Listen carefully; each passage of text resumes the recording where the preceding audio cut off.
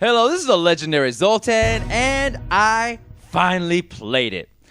I had played FF6, I had played Chrono Trigger, but I hadn't played Final Fantasy IV until now. This is the first of the Final Fantasies that all the old school JRPG fans say that you just have to play. So now we're in the PS4 era, and I'm playing a Super Nintendo JRPG. Mel is playing this game for the first time as well. Let's see how this game stands the test of time on the third episode of Turn-Based Memories. Okay, no joke. This game is goddamn metal. It starts right at the title screen with the most badass looking 16-bit sword ever. Then you start a new game and you're the commodore of a fleet of airships? And you've got this playing in the background? Then it's a flashback to your life oppressing any villager weaker than yours, stealing their crystals and crushing any resistance under the heels of your dark greaves. Now flash forward to the present and you're about to be mutinied by your crew until your ship gets attacked by giant one-eyed bats. After fending off the monsters, you land back at the royal capital of Baron. Things are getting off to a really epic start, aren't they? But things don't stop being epic right there. No, the second song you hear is just as awesome as the first one.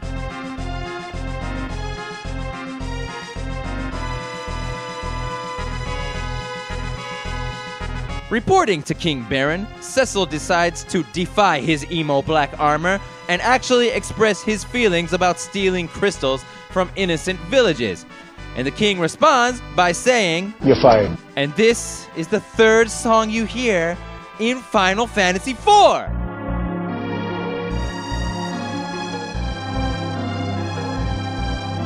And then Colonel Campbell comes in and says, "If you need to talk to someone, stand in front of them and press the A button." So let's take inventory. Cool sword in the logo, commanding a fleet of airships, heavy metal soundtrack, mutiny, a dude named Bagan, multiple telling character moments right out of the gate, sick heavy metal castle music, a dark night, crystals, oh, and let's not forget the fact that the most depressed character is desired by the hottest woman. She's wearing a pink swimsuit for armor. She just put a cape on it, man. So this game is making a really great first impression. The only thing that's bad is the graphics and the horrible translation, although that hasn't gotten out of hand yet. But how is the gameplay as we set out on our first quest to deliver a package to the Village of Mist? Well, it kinda sucks. I know, blasphemy, right? First problem, there's no goddamn shopping!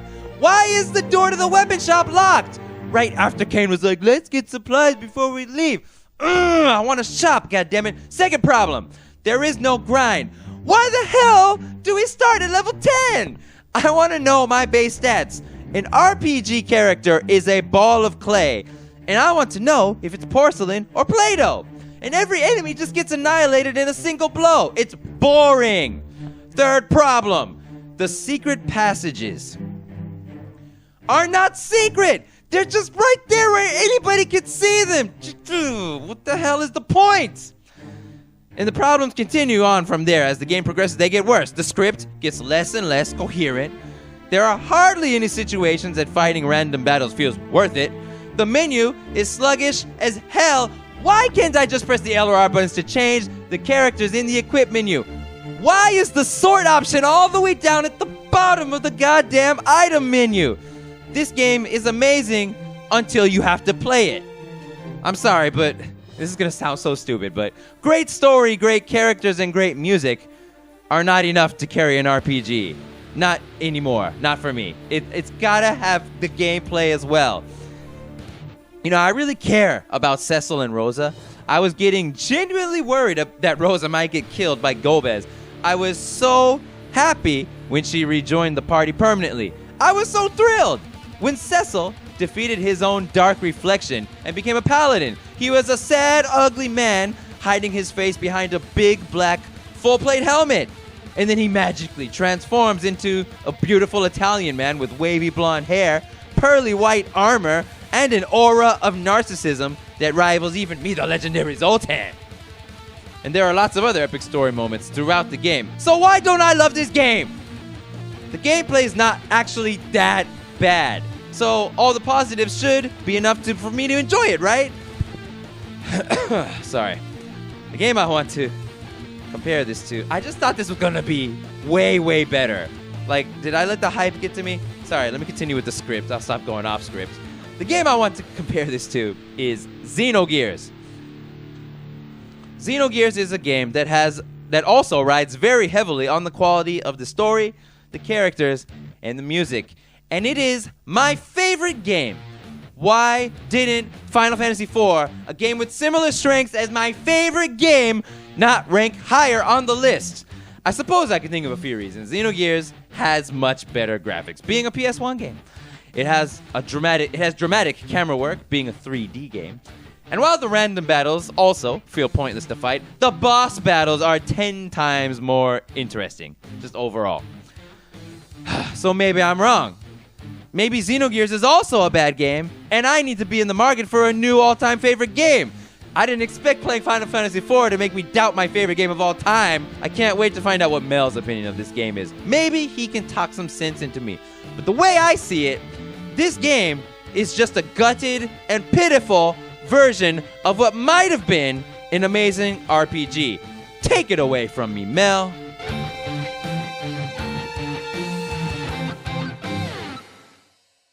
Final Fantasy II, or is it 4? Yeah, let's go with that one. Playing through this game for the first time was a pretty big leap from playing Dragon Warrior 1, that's for damn sure. The party members actually animate, even if they're just wiggling their swords around when they do it. This is the oldest Final Fantasy game I've ever played, and I still felt impressed by it at times. If you haven't played Final Fantasy IV, then this will be one of those games you hear a lot about on the periphery. I'd heard the names Palom and Porum and Golbez and Cecil, and of course I knew about Cid. I knew that, for some reason, you played as a guy wearing some badass armor. But here's what I didn't expect. For this game to be as emotionally affecting as it was. There's a lot of death in this game. Well, okay, it's not actual death. Pretty much no one actually dies, but at some point party members began just hurling themselves into peril at an alarming rate, I think toward the later end of the game. And despite the really simple lines of dialogue, I was impressed when Palom and Porum turned to stone, and at some of the scenes showing how conflicted Cecil is. This game doesn't put you in the role of some plucky kid trying to help his friends. You're a bad guy, trying to fix everything he fouled up in his life. Final Fantasy IV really tried to do some stuff. I can only imagine what it felt like to players at the time. Also, I'm confident that this is the epicenter of Japan's fascination with airships. There's one in every JRPG I've ever played, and now I know why. Exploration is a big component of the game, although a map would have been nice for the overworld. You float across the seas on the hoverboat, you fly through forests on the Black Chocobo, you fly over land in the airships, you fly through lava, underground, and even to the moon. And that's all well and good, but let's not forget this game's faults. The menus couldn't be slower. There's no way to compare your equipment with what a vendor is selling. I was saving before making purchases because I had already lost too much money buying items that were actually worse than what I was already wearing. I needed to use a guide to figure out what most of my spells do, although I suppose that's something a manual would have told me. But it does tell you what the items do. I want to know about the spells, damn it. Boss fights often feature some basic mechanics that I've seen done better in later RPGs, and most of them work well, the Cecil mirror image fight being particularly cool. But at the same time, it was never quite clear to me when action would stop and when I needed to make menu selections quickly. Sometimes I would keep getting wailed on by the enemy, and other times I wouldn't. I never quite figured that part out, but that's probably my fault. Now the things that I loved. The music is instantly a classic, that's for certain. That's a given, I think, at this point with this genre. The cast of characters are all distinct, and the plot takes some clever turns. Tella's rage at losing his daughter is convincing, even if it's undercut by him shouting "Meteor" in my game instead of "Meteor." Couldn't fit the R in there, huh?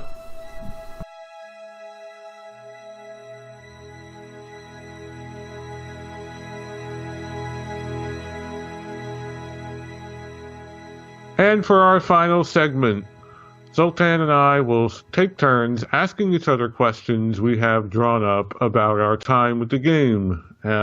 So since Zoltan went first, I'm going to go first for this segment. Zoltan. Yeah. How much did you know about this game before going into it, either like gameplay-wise or plot-wise, since neither of us played it before? I knew almost nothing about it. I did know that the music was good, even though I didn't listen to any specific songs from it. And I knew that it was popular for its story. Mm-hmm. And when I was in college, maybe, I did the thing that a lot of people do. I think a lot of people do this, which is where they download the SNES emulator and then just try to download every goddamn game they can. Yes. And so I actually tried like the intro, and I kind of remembered that one little scene in the beginning, the very first scene, the airships flying. That's all I remember, though. That's all I remembered. So basically, no experience, you could say. Right. Yeah. It's as I was playing, I just kind of came into like, oh, yeah, I did know about this. I did know about Sid. I did know about like the airships, the multiple airships. I did know about a Dark Knight turning into a Paladin. I heard about these things. I couldn't have told you beforehand that happens in this game or like any details. I knew about Paladin Porum turning to stone. Oh, I you heard did? about that. Yeah, I heard about that, but it was really surprising when it happened because I didn't think it was going to happen then. It was going to happen then, or I forgot, or like I remembered it as it happened. Yeah. Oh, yeah, that's thing. Right. That's going to happen, yeah. Yeah, like, oh, I heard about this. Oh, man. And that was a really cool scene. Like, I think that's like the first turn where the game's like, no, we're going to get rid of some dudes. Yeah. I'm going to sound like such an asshole, but I was, first when that happened, I thought, oh, that's pretty dramatic. And that's awesome. And I didn't really like having them in my party, so great. It's all it's a win-win. There is like a one minor complaint I didn't list in my segment was that the party makeup that they force you to use throughout parts of this game is bad. Like 3 mages and 1 attacker, 3 attackers and 1 healer who's not very good at healing. Like, God damn. All right, your turn. Yeah, I didn't know in any of that stuff that you knew. Like, I didn't know there were multiple airships. I didn't know that anybody dies. I didn't know any of that stuff. I didn't even know that the dude turns into a paladin. I didn't know that either. So I was going in with even less experience than you. All right, my question to you. We already know the story's amazing, okay? Put the story and the music and the characters all aside. Okay, we all know they're great. How's just the gameplay? Like, did you love it? Just overall, I want to hear your I thought it was. You mentioned so the menu. Coming off of Dragon Warrior, the menu, but coming off of Dragon Warrior 1, which is like the last old school RPG, and the last episode that we covered. This is the last so it's my basis for how far we're moving ahead. Yeah, it's way far. Faster. There's more. The menus are more robust and everything, but it still really is basic. It's still. I'm like. I thought Final Fantasy did more than this, and I peeked ahead a little bit at Final Fantasy VI. Oh, you did? Just to check it out to see what it did different in the battle system. I was like, oh man, yeah, no, this game is basic. So yeah, the overall gameplay, the menuing around it needed another pass. Like in today's world. There are some really unforgivable sins, especially not being able to know what your stats are on weapons that you're buying. Yeah, I agree with you. Yeah, we're of the same mind when it came to the shopping, although for slightly different perspectives, because it was more annoying for you that you couldn't see it, but I could kind of guess by the price. Could you not guess by the prices? Sure, but I think I was going out of order with certain things, and then plus you would find certain equipment on the field, and I never bought it, so I didn't know. It would tell you uh, who could use it. That's nice, I guess. Yeah, But that is it would nice. at least it did that. But sometimes there'd be like a medallion or something that you could buy. I have no idea what it does. I just know someone can wear it. Yeah. And you bought 5 of them and lost Yeah, all your or money. like I at some point I started save stating before I did any shopping because I was like I don't want to waste this. Like you can sell it back for I think you get half your money Yeah, back, I think so too. and money isn't super tight, but my time was so Right, yeah. I couldn't grind to get the money back necessarily. Overall, I liked the flying around on a ship. I thought that was really cool. The whole Mode 7, I guess that's what it is, Mode 7 stuff. You said it was cheesy last time. Did I say it was cheesy? You said that you thought that Mode 7 was generally a cheesy thing, and you'd wish they just put that effort into the sprite work. I don't remember. When we I probably talked did. about, I think yeah, you said that. It was probably when we talked about Super Mario RPG. Oh, maybe I was talking about a certain instance of it. I don't know. I Mode thought it 7 was cool, can though. be Mode 7 can be impressive. I've seen maybe I was just unimpressed with whatever the hell Mario RPG was doing. I don't Yeah, know. maybe. But I thought it was cool, like getting to fly around. I wasn't sure there was going to be that moment in this particular game, but then I realized, oh no, this is the game that does that. This is the game that started that.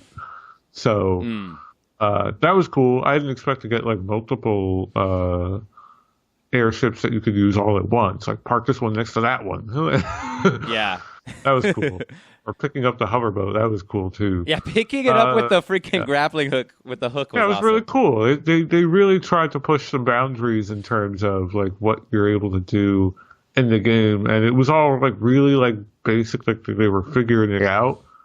But I still was able to appreciate the pushing the boundaries a bit in the genre. And what about the random battles? I was expecting that. Running away is not hard to do in this game. Just hold the triggers down Yeah. and you can run. So that was you lose some money, but not a lot. Dude, I was losing lots of money. Like if you run You away, ran more than I did, I think. yeah. Well, if you run away at the end of the game when you have lots of money, You lose a lot. you can yeah. lose a ton, man. I I was guess losing it's a tens of percentage. thousands. Yeah. Yeah, I was losing a lot. I guess I didn't also have a lot, but yeah, toward the end I did have to start running from battles more. But the encounter rate I didn't think was too out of whack for an old school game. It's high though. Like that's a high encounter rate. Like it's two Yeah. steps boom, 2 steps boom sometimes. Sometimes, yeah. But sometimes you get the really long, the long path without any battles for a long time too. Yeah, and fight resolution can take a long time because the random battles they set you up with can be just like these guys take a lot of hits, or Yeah. you have to break through the front line to get to the guys in the back, or Yeah. whatever the situation. And then, like we were saying before, your party makeup can just be terrible, so you don't really have Yeah. the ability to deal out enough damage to go quickly. So that's when I think we both started speeding up the game a little bit with that 2 times. Oh yeah. Double speed. Okay. Oh, yeah. That's all for my question. All right, so my turn. My second question. Did you ever get lost at all, especially when the world opens up into the airship, or use any kind of a guide to find out like supplemental information?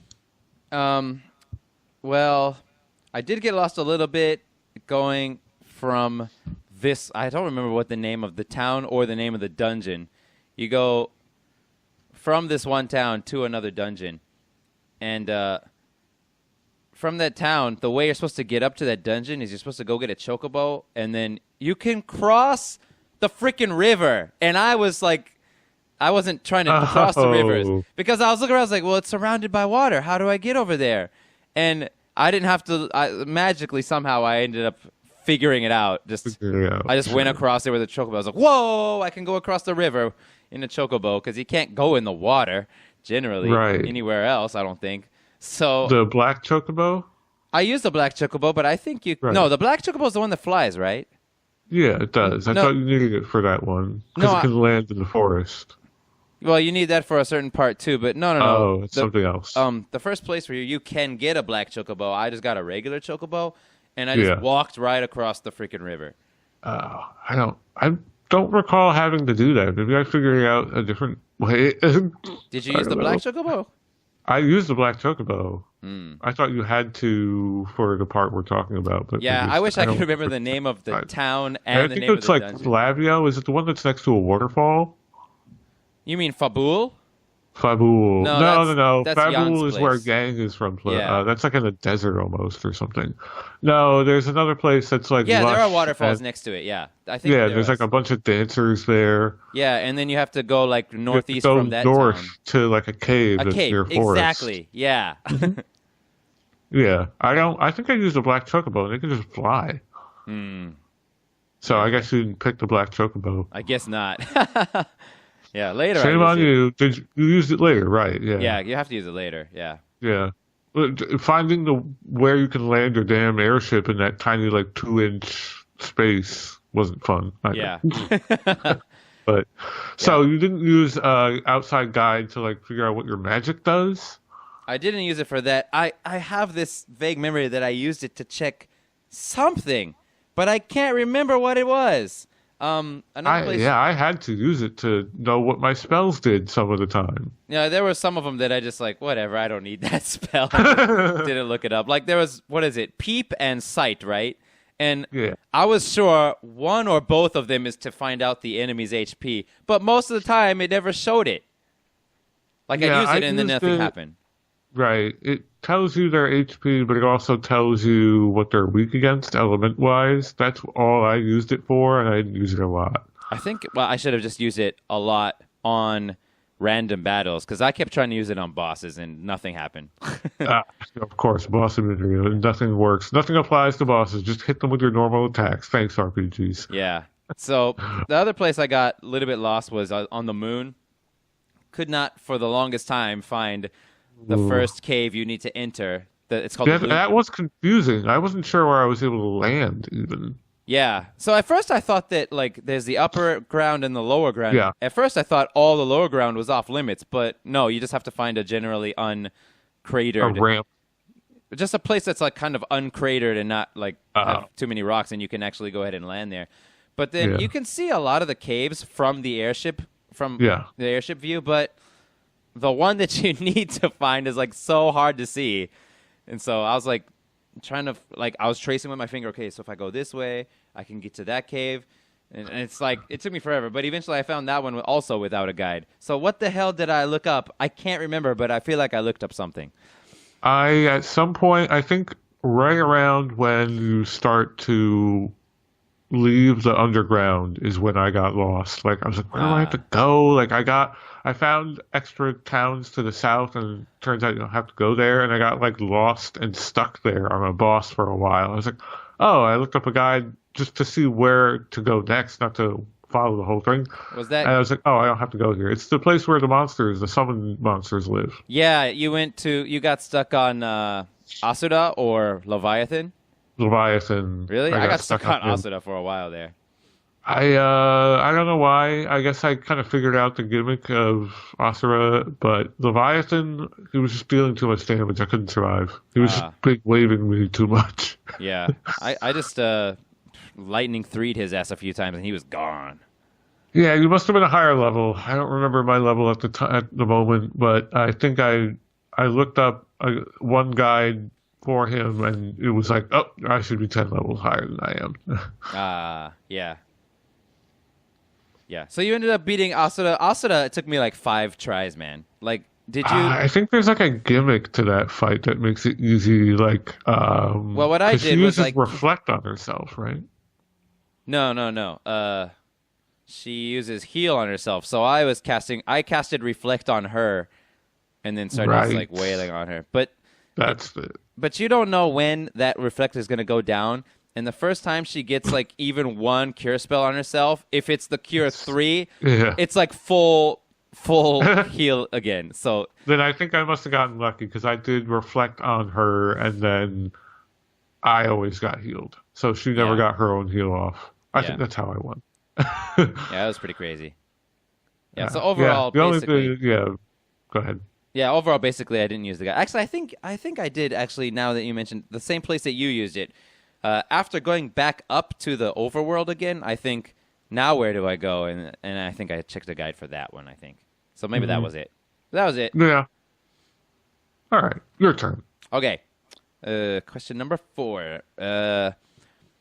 Why did you say in your segment that exploration is such a big thing? 'Cause I disagree. I'll let you go first. Okay.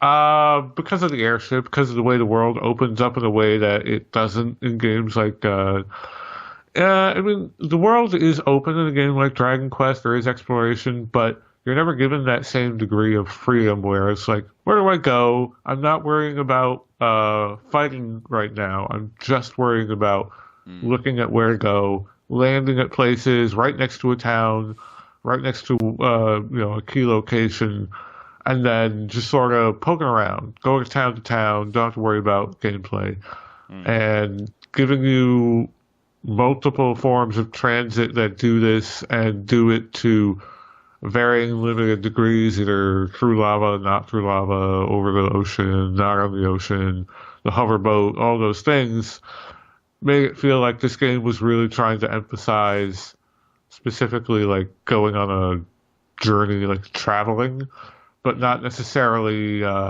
what Dragon Warrior 1 did, where it was like, all right, you're going on like a trek and you need to bring all the supplies you need or you'll die. Yeah. And this game was just like, no, explore, look around, what's on that little island where the town is? Oh, it's those like tiny guys. Yeah. And then I think the game was trying to emphasize that a lot. Okay, so you're right. Yeah, there is a lot of exploration. A lot. Yeah, some exploration on the world map for sure. But in my eyes, the more important exploration is the freaking dungeon exploration. And oh my god, I just was so disappointed. Like, I think the first dungeon it doesn't happen, but starting from like the second dungeon onward, you can just see all the hidden passages. Yeah, I was kind of worried at first. Like, uh-oh, is the emulation like removing a certain layer of the sprite work? Am I not supposed to see this? No, so I think it's like maybe if I had chosen a better version. This is the original one, though, that everybody played and thought was amazing back then, at least, right? So that's why I wanted to play this one. But yeah, apparently they took out all kinds of stuff from the original Japanese one. For example, the heal item that we have, they didn't have that one. I mean, they did. That was the remedy. That was remedy. And all the different status effects had their own different healing items. Like if you get petrified, you need to use a gold needle and all that kind of stuff. So, they made the game simpler in that way. I also noticed they just give you, like, tons of freaking spells right as soon as you get some people. Yeah. Which yeah, that drove me crazy. Literally the entire spell book. Yeah, that drove me crazy. And they removed some spells, and they removed a whole bunch of summon spells, I heard, too. And they also made the freaking passages see-through. So yeah, the passages were see-through more in certain areas than others, but they were definitely still visible. Yeah, they're visible. Yeah. It was that was a curious thing. I was worried at first. I was like, uh-oh, I think I got something going on with my version of this game. But yeah, the dungeons were very linear, and if there was any way that looked like it diverted at all, it's because they're going to give you a treasure chest with some heal item in it. yeah, But yeah, this was like what, easy type, I think they called it, or something. I think this is for easy type, US yeah. release. yeah. Yeah, it feels that way. The heal spell is definitely like a concession. Yeah, it sucks. it's too easy, and then there's the script and all that stuff that drives me crazy too.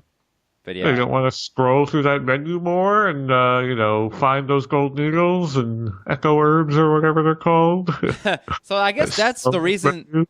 I guess that's the reason they had the fat chocobo or the big chocobo. Oh, right. I forgot about They kept the fat mentioning it, and I'm like, well, what are you talking about, man? I don't need to put anything away. I got plenty of space. I never needed to use that guy. I think I put something in there that I wasn't sure about, and I don't even remember, so it must not have been very important. Yeah. But, yeah, toward the very end, my inventory got bloated, but that was only because I was finding a lot of gear and not being able to sell any of it. Yeah. Yeah, I just used So, the trash can icon, which I took started forever. to, but yes, I started to, but I was like, oh, am I gonna get out of here and sell this and maybe buy some supplies? But no, that was toward the end of the game. So, Yeah. um, So I can appreciate the world map exploration, but mhm. I don't know, dungeon exploration was like just making me annoyed. It Um, was very linear, especially compared to older games like Dragon Warrior 1, where it was more like a maze. You have to sort of find your way through every dungeon. yeah. Well, I think people prefer this kind of way where I you think come so. to a path, there's two ways to go, but if you pick one of them and just walk a little bit, it'll be a dead end with a treasure chest. So you Yep. can pick one, and if there's no treasure chest coming up soon, okay, I guess I got to go the other way first and then go back. So Exactly. it was That's, pretty yep. easy. So yeah, I don't know. Yeah, Yeah, I mean, there were a couple of like extra dungeons that you could go around and find, but that's not new to this game. yeah, there were some bonus dungeons, which that was some pretty sweet exploration right there. But It was nice, but yeah, again, that's not something that this game did overall compared to others. well, did you go? Okay, well, that's going to be your next question. So let's go ahead. You can go next question. All right, next question. How much of the side content did you do? Either any of the extra summons, extra items, or as you said, extra locations? So I thought, and I never went back to check, that Asura and Leviathan were side content. Did we have to do that? I never beat Leviathan. Okay, then we didn't have to do that. Yeah, so I did that. So that's all side content. And I did go into the Bahamut cave, which I think is the one in the middle of the moon. Right. And I That's got also side content. yeah, I went there and I fought like every certain number of steps you end up fighting a behemoth, which Yes. Ugh. yeah, those are really hard battles. And so I went ahead, did all that, and then when I got to the end, I was like, maybe I shouldn't try to challenge Bahamut just yet. 'Cause I'm almost like I'm running out Did. of MP and stuff. And I got all the way to that guy, and then he told me the king does not trust you or whatever. So I was like, oh shit, it's because I didn't beat Leviathan. I guess I wouldn't have oh been able to kill him anyway, but I didn't know what I was doing. I was just exploring the moon. I didn't know that's where Bahamut was. Like I saw the yeah, cave was like Bahamut. I was like, oh, maybe I'll get the Bahamut summon here. yeah, But I had no idea I needed to beat Leviathan. I was just gonna try it out. mm. Yeah, I worked my way all through that place. It's like, oh shit, I yeah, gotta warp out. yeah. And I also went through the Sylph cave, I think it's called, which was in the underworld. Yeah, I think that is that. Oh, that's separate from the summon area. Yeah, it's a I different went area, I there think. too. Yeah, and at the bottom of it, you find there are fairies taking care of Yang is actually his name. There's like, did you Oh, find I that? didn't see that. Oh, Yeah. So I was like, wait, he's not dead? So I was a little bit surprised there. And then when he popped up at the ending, I was like, whoa, there he is. that makes way more sense. Because Yeah. he just came back. I was like, oh, they didn't want to kill him because it's a video game. Yeah, I But guess. I guess Yeah, that's why. yeah. I think fairies found him and took him away and are taking care of him. He was like laying in a bed. He couldn't talk to me or anything, but the fairies were like, "Yeah, we're taking care of him." Oh, Because I thank you. did get like spat out of that cave in a way. I was like, did I go the wrong way? And then I was like, maybe that was it. But I guess not. I think I went the wrong way, and then it sends you back to the beginning. Yeah, so I did think do that's some of the side content, and it makes it easy to do because, like you said, they make it easy to access because, like you said, the airship, no random battles, right? Yep. So, okay, there's a cave. I'll go there. Land right in front of Yep. it. Take one step. I'm in the cave. Yeah, whenever I got stuck on like a boss fight, it was usually because I wasn't playing smart enough. But inevitably, I'd be like, okay, is there a gimmick I'm not getting? So I'd look up just like the brief first sentences of a guide, and it would always be like, use this summon that I don't have because I didn't do it. So apparently, summons are really potent, and pretty strong, yeah. So I used Titan a bunch. I used Ashura once or twice, but she gives like a random heal or buff, so she's not very good. Yes, right. She's not a damage dealer. Yeah, I got Leviathan, and I just used Leviathan for the whole rest of the game. A lot of the guides I saw whenever I had trouble, like, all right, so spam Leviathan. I was like, Damn it. yeah. Did you? So I guess we did basically the same amount of stuff. With the Did exception you of get the extra, like the final items that you have to fight for on the way in the moon? Yeah, like all the final equipment pieces, right? Yeah, I didn't. I couldn't fucking fight those things. Wait. They were. Was that also They were like side content? Oh, that was side content, wasn't you it? didn't have to beat those. You didn't have to take those items. They were on the way to the boss. Oh, but right, you didn't yeah. have to fight them. You didn't have to get the chest if you didn't want to, though. Yeah. They were like items floating in midair, and the minute you go to touch to pick it up, like a katana or whatever. Oh yeah, you yeah, that's fight right. a Yeah. boss basically. Yeah. And I got they were those. all pretty hard. I got one or two of them. The other ones were just like too fucking hard. I was like, I don't have time to try to grind for these. But that would probably be why I wasn't able to beat the final boss. So there were a couple times that I grinded random battles, and really only one of them really comes to mind though, and that was when, and it actually felt good. The grind actually felt good too, and that was when you land. I think it's after you get attacked by the King of the Sea Leviathan, and then you're on the shore in front of the town of Mysidia, I think, and it's just Cecil and nobody else. And so I was like, okay, next place I gotta go is probably that town right there. But I'm all alone. That means quadruple the experience points, y'all. So I just leveled him up literally 15 levels right there. I did that for I forget who, where I would intentionally knock out because you can hit your own teammates. Oh, that's right. Yeah, I didn't do that. And I did that once or twice to boost up someone who needed to get to a certain level to learn a certain spell. I guess it was Rydia, maybe. Rydia, I think so. She needed a certain spell. I see. So yeah, you can fight all of your if you found like a really tough random encounter, you can kill everyone but one enemy, and then start smacking your own teammates, leaving one of them up, and then they get all the experience. Yeah. And I only did that literally twice, and that leveled her up 3 times. So. Not bad. Yeah. Yeah. So that's interesting. I didn't make use of weird self-targeting that way, or you're right, Cecil being alone. I guess I didn't take advantage of it, but. Yeah, side content, I definitely had to skip some of it. I think I was just chronically underleveled. I think that's the only reason why. It's probably because we're adults now and we want to hurry up and get stuff done. And do not have time. I mean, as it is, this episode's late, so it was already. Also, is it Cecil or Cecil?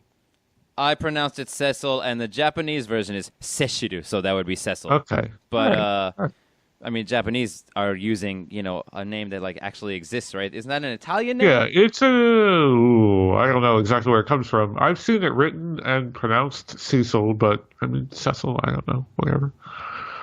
It's cool either way with me. Yeah. So I checked out all the names of the thing on just the internet. Oh, you did? Okay. Yeah, Japanese, because I'm dying to know. I don't know why. I always want to know what the pronunciation it's interesting stuff. Yeah. Supposed to be. So. There's that one castle that gets bombed near the beginning of the game. That was Damcyan, not Cyan, but Cyan is the way to pronounce that one. Yang is actually pronounced Yang in the Japanese version. So okay, and I think that is a normal Chinese name too, Yang. I think that also. Yeah. So I'm gonna keep calling him Yang. You can call him Yang, even though I called him Yang at first too. I mean, it's probably what most Americans would have said. Yeah. So I don't know if you caught it. I did just mention earlier that I didn't actually beat the final boss. I got close. Oh, what? I didn't. Catch that. I got really catch close. That. I got all the way up to. I mean, I got to Zeromus. I got to the transformation. I started fighting him, but he was just laying down attacks that I had no way of healing through. They were wiping 3 of my guys out. I was like, I can't do this. You didn't have the best equipment either, yeah. Right, that's why. I also didn't have the proper amount of defense. So yeah. I figured you know what? 90% of the way there is good enough for this. I got to Zeromus. Yeah. I can assume what the ending looks like how crazy can it be with these old games. Oh, did you watch it on YouTube or something? No, I didn't. So, is anything crazy happen in the ending? Well, wait a minute. Oh, that's right. Okay, yeah. So everybody comes back to life before the ending then. Okay. Yeah. Yeah.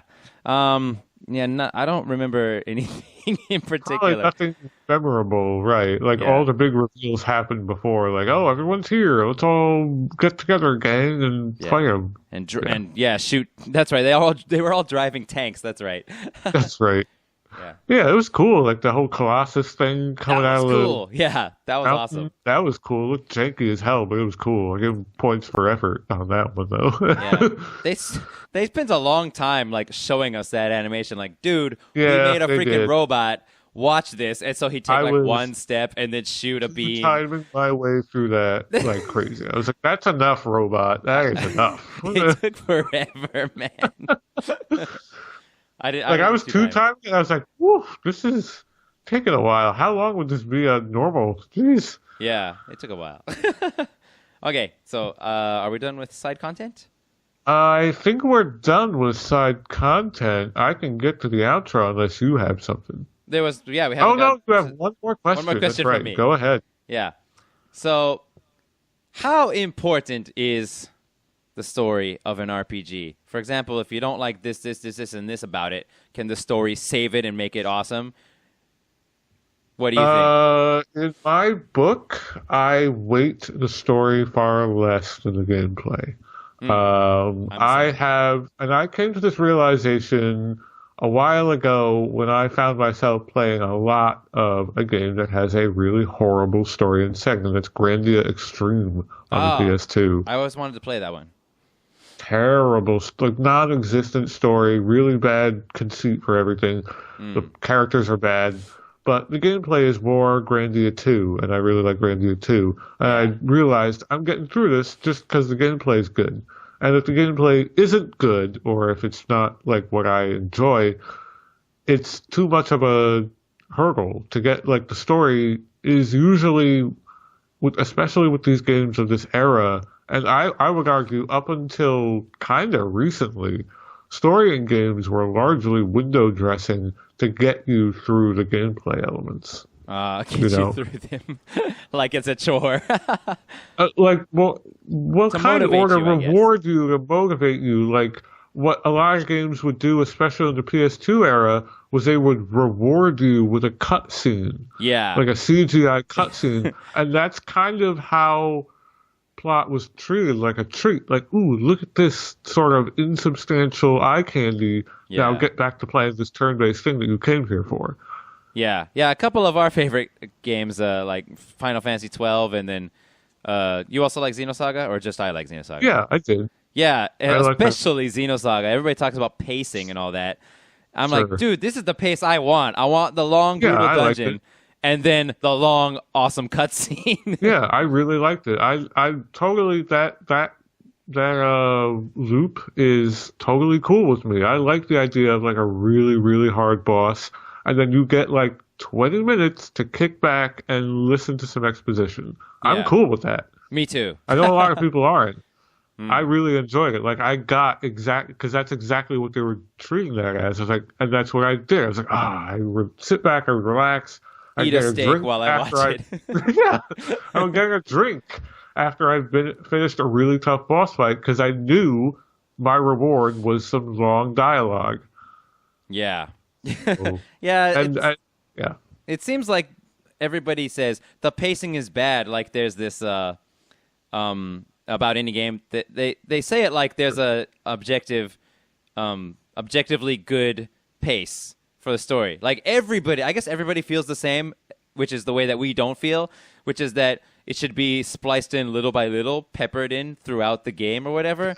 I guess I don't know. Yeah, Tales games often do that. Like you'll go into a dungeon, and there'll of course have been a cutscene before you get to that dungeon, and then every time, halfway through the dungeon, like without fail, they're like, okay, let's make camp here and talk a little bit, and then you'll pick up again and continue to the boss fight. And so I guess people prefer that, but I don't. Yeah, I can see that as being something people would want because I guess they want to get to the gameplay more, which I sort of proves my perspective even more that people are coming to these games to play the battle system. They're not coming for the character development. I think a lot of fandom does spring up around character development. Yeah. People really attach themselves to characters like Cloud or even Squall if you're a Final Fantasy VIII fan or whatever. But and that's usually secondary. Like no one bought those games and played them all the way through because they like Squall or Cloud. They played them because the combat was cool. There was a cool moment where someone dies, and then the combat was cool again. Like that was sort of what people were hooking into it for.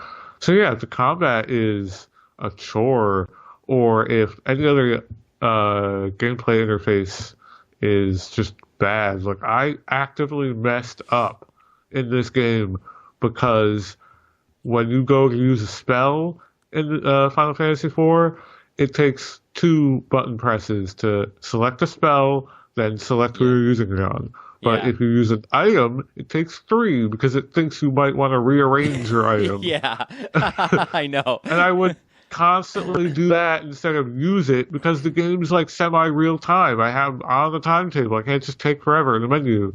Yeah, it was driving me crazy too. And it's kind of interesting, like when I listen to YouTube gamers that love old school RPGs, you know, this is my opinion of myself, and it's going to sound narcissistic as hell or like I'm better than others, but it is my opinion of myself that nostalgia, for games at least, does not affect me at all. Especially after you heard my segment, I was, you know, my favorite game of all time is Xenogears, and I'm like, well, maybe Xenogears is actually bad, and I need to go check it out again. Right. I'm not sure. So, and yeah, you listen to all these guys. Like there's this one guy I really like. He has so much to say about Final Fantasy games, about story. He's called Lore Runner, all one word. Have you ever watched this guy? No. He freaking goes on and on and on for hours, and he's not boring. He's got interesting stuff to say the whole time, and he's just like, oh my god, Final Fantasy IV is amazing because the story is like this and the story is like this, and it's basically mostly the story that he's talking about. And I'm just like, man, I agree. The story's awesome, but I never want to play this game again. Maybe if I played one of the remakes, because I hear that the remakes take care of lots of problems. The remake of what? Of Final Fantasy IV. There are several remakes. Oh, yes. Yeah, we should have done that. I hear that the 3DS, or is it just the DS? I hear that version is the best version, but...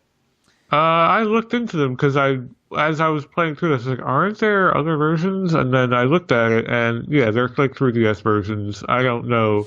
I didn't look into how well received they are or not. I'm pretty sure they're well received. Okay. So, yeah. So it's kind of interesting to me that we are both of the same opinion regarding story in RPGs, and that opinion happens to be the less popular opinion. Which is that it does. I think so. I think more people care about the story when it comes to RPGs. I think more people believe they care about the story because that's where the fandom sits. That you're not a fan of the ATB system. You're a fan of Cloud. You're a fan of Sephiroth. You're a fan of like those plot points. But are you a fan of like a combat system? You can like a combat system. Like I am. I consider myself a fan of semi-real-time turn-based RPGs. Those are my favorite. Yeah. But plots, I always kind of realized like game plots are just on a lower tier. Not because they need to be or they have to be. They just are. I think they do need to be because I think they do need to be and have to be because it's a game and not a book. And okay. I think there's room to make them very impactful and as well crafted as something in a book. I just don't think they were because of the way they were made and the time they were made and the budgets and the constraints and what people making them wanted to make. Like I don't think they wanted to go for something that profound. Like they were just trying to make a battle system with window dressing. I think that was actually the goal. Yeah. Oh, yeah. I see what you're saying. Yeah, that's definitely Is that definitely the case with Dragon Warrior? They make that really super easy story and then, okay, now go play it. I guess. I mean, I think people were in it just for the character progression and the grind.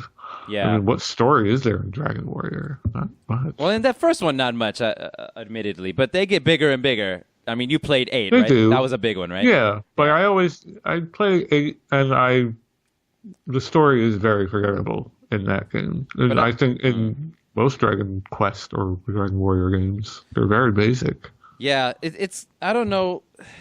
Like we have who do we have for this game? It's Hironobu Sakaguchi, right?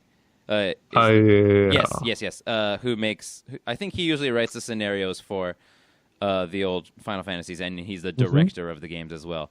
So he's obviously, in my opinion, he's not bad at writing stories. No, because they're pretty interesting, right? We all like them, right? So I think there were parts of it where I was impressed when I put myself into like the mode of this is a video game and what is it trying to do and what's its scope, and then I was like, ooh, they pulled something pretty like impactful off in this scene, but yeah. Yeah. And then there's the Dragon Quest. We have Yuji Horii, who actually has a freaking degree. Yeah, he's a novelist, isn't he? Yeah, I don't know if he's written novels for sure. Yeah, I but imagine that. Maybe not. Maybe he is. I don't know. I haven't looked at, but I know he has a degree in literature. And then, so yeah, and he writes the story for Dragon Quest games, and those are also pretty good stories in my opinion. But yeah, I think you're right. I feel like I think what it is that the story. This is going back to the nostalgia point. When you're young and you play these games, you might be thinking, oh, this is a pretty cool game and the leveling up is fun or whatever. But then that impactful moment in the story happens, and that's the moment you don't forget, and that's the reason you like this game over all your other favorite games. Sure. I think. And then I think you grow up, you read better stories, you watch better movies, and you realize what storytelling can do and what are kind of like lazy cop-outs or tropes or just like, not great storytelling construction. And then you're like, yeah, that's kind of all over the place, and especially early video games. And I don't blame them for it. I don't think they were trying to go too much deeper. And if they were, I don't know how much like a localization team could really do. And like the constraints, like they can only fit so many words in a text box. Yeah. Oh man, how that was crazy can they get with this story if they have those kinds of like imagine writing a book that way. You would write a book just as simple as this if that's what the kind of constraints and the time and money it takes to put a story in a game is incredible in order to fit that in and to put all those characters in and all that. That's largely why these games took so long to come to the West, because all those characters, all that translation took forever and it was very expensive. Yeah. So, yeah. Okay, that was my last question. Alrighty, should we get to the outro? Yeah, let's get to it. We're going to announce the next game, right?